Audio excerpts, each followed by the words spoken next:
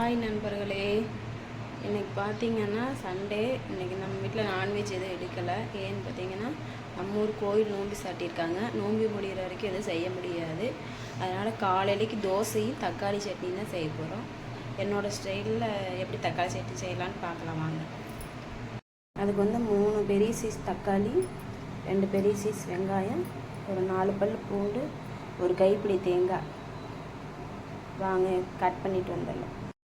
வெங்காயம் தக்காளி கட் பண்ணியாச்சு. வாங்க இதை மிக்ஸி ஜாரில் சேர்த்து நைஸாக பேஸ்ட் மாதிரி அரைச்சிட்டு வந்துடலாம்.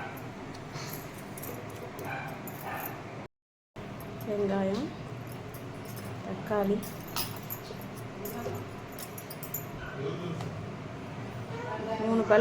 நாலு பல் பூண்டு, ஒரு கைப்பிடி தேங்காய்.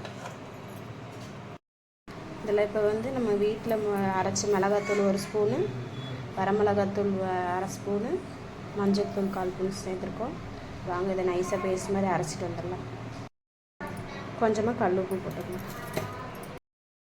இதை நம்ம நல்லா நைஸாக அரைச்சிட்டு வந்தாச்சு. இதை எப்படி நம்ம தாளிச்சிக்கலாம்.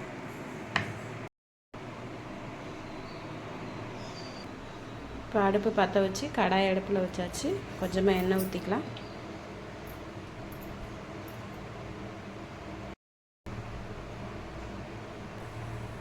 எண்ணெய் காஞ்சிடுச்சு. இப்போ நம்ம கடை உளுந்து பருப்பு போட்டுக்கலாம். கொஞ்சமாக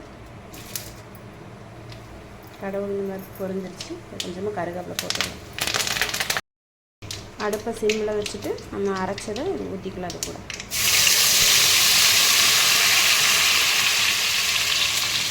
இப்போ மிக்ஸி சாரை கழுவி கொஞ்சமாக நம்ம தண்ணி சேர்த்துக்கலாம்.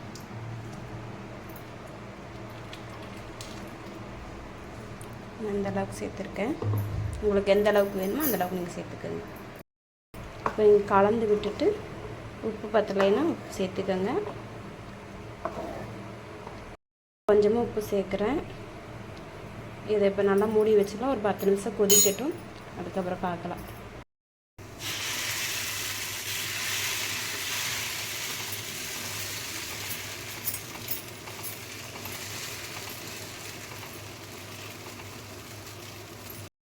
இப்போ 10 நிமிஷம் ஆயிடுச்சு.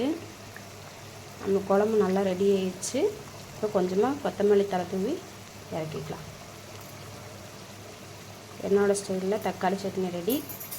நீங்கள் வச்சு பாருங்கள். எப்படி இருக்குன்னு கமெண்ட்டு சொல்லுங்கள். மறக்காமல் லைக் பண்ணுங்கள்.